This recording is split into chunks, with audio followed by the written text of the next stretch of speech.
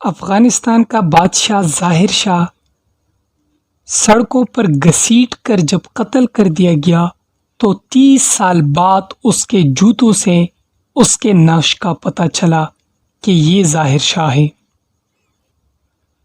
السلام علیکم، نئے ویڈیو کے ساتھ ایک دفعہ پھر سے خوش آمدید۔ آج ہم جانیں گے افغانستان کے شاہی خاندان محمد زئی سے تعلق رکھنے والا سردار محمد داؤد خان کے بارے میں۔ سردار محمد داؤد خان کی نقش جوتوں اور کپڑوں سے پہچانی گئی سیاہ رنگ کے بوٹ کی آب و تاب ابھی تک باقی تھی۔ تلوے کے ایک کونے میں مگرمچھ کی تصویر بھی موجود تھی اور بکل سنہری نکل بھی قائم تھی۔ کمپنی کا دعویٰ سچ نکلا، جوتوں کی شان و شوکت 30 برس بعد بھی قائم رہی۔ سوئٹزرلینڈ کی کمپنی دنیا کے صرف 1000 خاندانوں کے لیے جوتے بناتی تھی۔ جوتوں کے تلوے نیوزی لینڈ کی گائے کے چمڑے سے بنائے جاتے تھے۔ یہ سنہری چمڑے اور نیلے سینگوں والی گائے ہیں اور دنیا کے کسی دوسرے خطے میں گائے کی یہ قسم نہیں ملتی۔ جوتے کی ٹو برازیل کے مگرمچھوں کی جلد سے بنائی جاتی تھی۔ جوتے کا کوہ افریقہ کے سیاہ ہاتھیوں کے کانوں کے چمڑے سے تیار کیا جاتا تھا اور جوتے کے اندر ہرن کے نرم چمڑے کی تہ چپکائی جاتی تھی اور پیچھے رہ گیا داغا تو ان جوتوں کے لیے بلٹ پروف جیکٹ میں استعمال ہونے والے داغے استعمال کیے جاتے تھے۔ کمپنی کا دعویٰ تھا کہ 50 برس تک جوتے کی پالش خراب نہیں ہوتی، جبکہ مٹی میں دفن ہونے کے 100 سال بعد تک جوتے کی آب و تاب برقرار رہتی ہے۔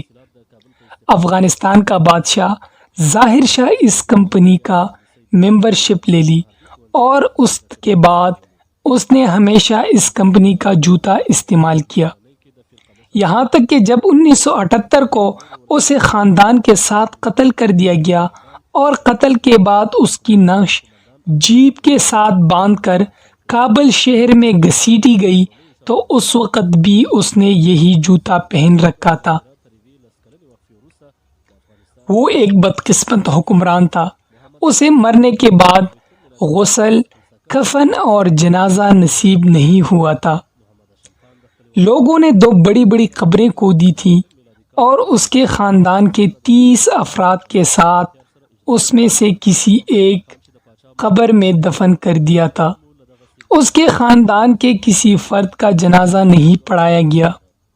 وہ 30 برس تک اس قبر میں پڑا رہا، لیکن 26 جون 2008 کو ایک اتفاقی کھدائی کے دوران یہ دونوں قبریں دریافت ہوئیں اور یوں جوتوں کے باعث اس کی نقش شناخت کر لی گئی۔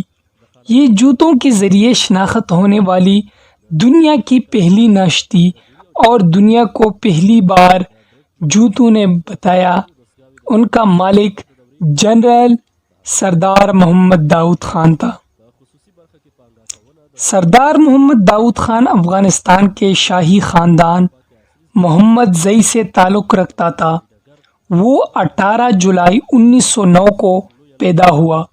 اس نے ابتدائی تعلیم امینیہ کالج اور اعلیٰ تعلیم فرانس سے حاصل کی۔ وہ سینٹ کرائی ملٹری اکیڈمی کا گریجویٹ تھا۔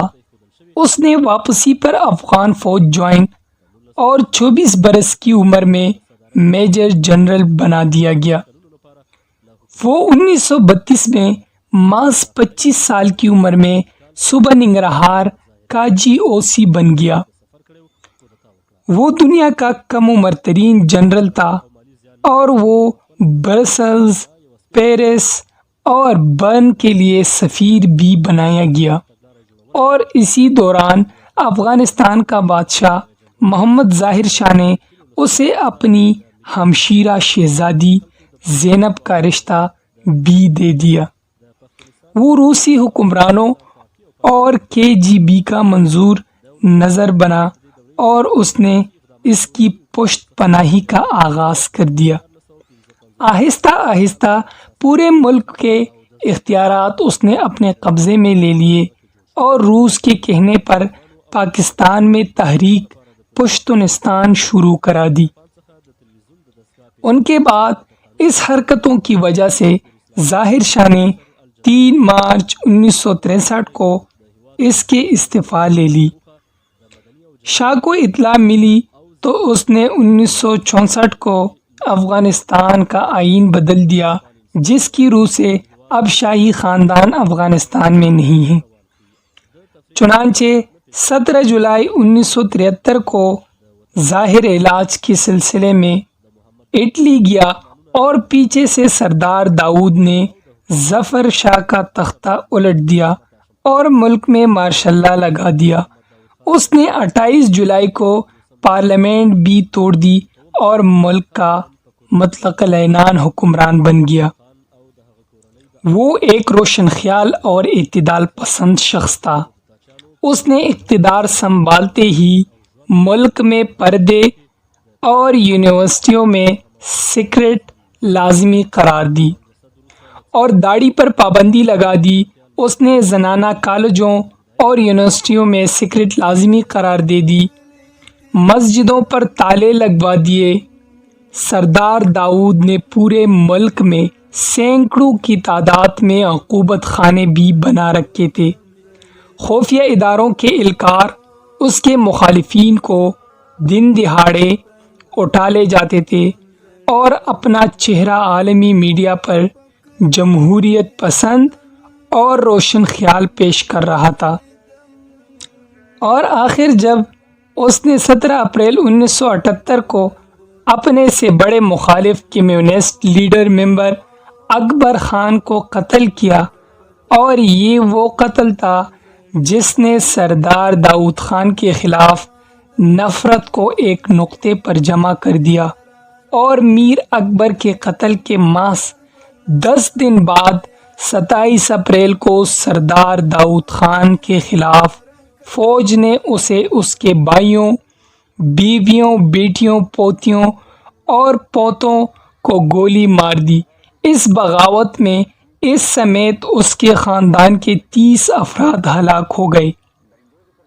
داؤد کے نعش کو جیپ کے ساتھ باندھ کر پورے شہر گھسیٹا گیا۔ داؤد کی نعش جس جگہ سے گزرتی تھی لوگ اس پر تھوکتے تھے اور اسے ٹڈے مارتے تھے۔